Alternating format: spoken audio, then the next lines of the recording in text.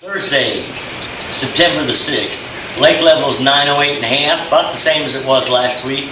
We didn't get, we got a couple inches of rain, but it was a slow soaking rain. Didn't seem like we got any increase in the lake at all. Helped cool it down a little bit, but then it's been so hot again, it's warmed back up. It's in the 80s first thing in the morning, and actually getting a little warmer. But right now it's raining again, and we got a major cold front coming in next 3-4 days. The high is going to be in the mid-70s with some lows in the 50s, so that'll help cool the water down a little bit. But we're kind of in, the middle of like a September funk. September fishing's always tough, September and into October, until this water actually finally cools down. There's so many different ways to catch fish. Doesn't seem like there's any way to catch them consistently from day to day.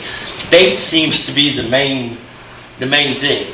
And, the bait's moving every day, so whatever's working for you one day usually doesn't work in the same spot. But the only thing I got going consistently, I got a couple things, but the football jig's working real consistent for me in the mornings, and it's working up till about 8 to 8:30. In the last week or so, I've been from Shell Knob to the dam to the Mid-James, and the same thing seems to be going on no matter where I'm at in the lake. Down by the dam is predominantly smallmouths. Get up towards Campbell Point and in that area, and it's Kentucky's with a few largemouth. But what I've been doing is throwing a half-ounce football jig, and these fish are anywhere from 5 to 15 foot deep in the morning. And I'm just looking main lake secondary points, a lot of the same points that you'd fish early in the spring. These fish are actually starting to set up and go back into the creeks, go back in towards some of the shallower water. Now the difference from one bank to the next will be, you'll notice that there's some little bait, little shad, or what we call shore minnows, which is like a silver-sided minnow. If you see them flickering, that's usually a good sign that's where we getting bit. And another thing you can throw there beside the jig is a crankbait. Now the jig has been more consistent for me. The crankbait's really hit or miss. But I'd throw like a deep little end, like a Strike King Series 5, or even a wiggle worm. But I've been kind of mixing it up between a shad pattern and a crawdad pattern. But here's a deep little end that's kind of a crawdad pattern. It's a watermelon with red flake, a Strike King Series 5, a sexy shad. And another deal I've got, after about 8:30, 9 o'clock, it seems like I've either got to go out drop shotting. And the thermocline now, you can see it on your electronics pretty good. It's actually coming up a little higher, but it's anywhere from 22 to 26 foot deep.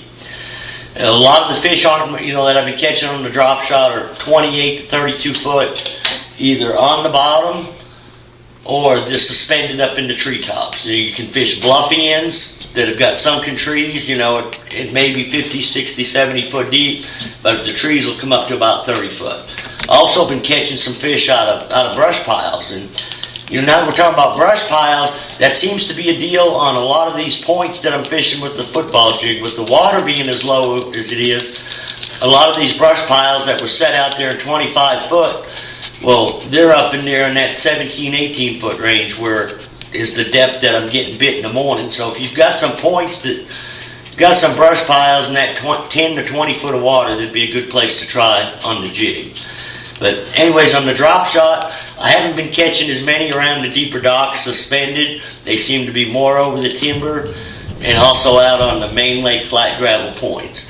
I can still catch a lot of fish out there. A lot of them are small. You got to weed through several of them to get keepers. And like I said earlier last week, when I do catch keepers, they're just barely keepers. Now, I have caught a few good fish in the last 5 or 6 days in the very backs of creeks and up in the river arms on square-bill crankbaits. The baits, already starting to move back into those areas, and with this cooler water, and it's supposed to rain all day tomorrow, that's going to help cool it down as well. But what I'm throwing back in there is like an RC 1.5, a Balsa B, or a 2.5 Strike King, and I kind of been mixing it up. It all depends on the color. If I've got some stain in the water, I'm throwing a chartreuse and black. If the water's fairly clear, I'm throwing something like a sexy shad. And this white and black, it's kind of a splatterback, it'll work in any color water. It works real good in dirty water, and also, will work good in clear water. But what I'm doing back in there, we're just going back in where someplace I'm actually having to put something underneath my trolling motor because I'm hitting bottom. We're fishing so shallow. But it's the shallowest wood in the backs of the pockets and creeks. And some of the places it's actually so shallow that you can't wind these little crankbaits too fast because it'll get down in the mud. So we're just kind of slow rolling it by the wood or whatever structure, cover is there. And, I'm working it back out to where there's about 8 to 10 foot of water in the channel. There's stumps and trees on the side of the channel. We're throwing at that. Any visible cover, anything that you can see in the water, you want to make several casts to it and cover it at different angles. And another thing you can also try is slow rolling a spinnerbait. Chartreuse and white or blue heron will work good. But the deal back in there, it's kind of like the morning bite. You can go back into an area and spend 20 to 30 minutes, and if there's any bait moving around, there's a good chance you'll get bit. And another thing that'll work in them same areas is a top water, like a Zara spook or a jointed redfin, even that in that extremely shallow water with the sun out. Now this is I always like to keep some kind of top water bait on the deck of the boat throughout the summer, but especially this time of year because them shad are so scattered. Like today, it wasn't a cloud in the sky, and at 9:30, 10 o'clock, some fish come up busting shad out over 40, 50 foot of water where we was drop shotting. So, they're apt to come up any place, any time of the day. So like I say, you want to keep some kind of spook or top water handy. And for the next few weeks, till we get the water cools down substantially, the patterns are going to be really changing every day and hour by hour, so don't be afraid to try something different or off the wall. There's going to be a dock bite, a shallow dock bite with a jig, but I haven't found it to be consistent. I've got to fish 5 or 6 docks to get 1 or 2 bites. But just keep plugging away, and it's going to get more consistent as it cools down. So till next week, good luck, good fishing.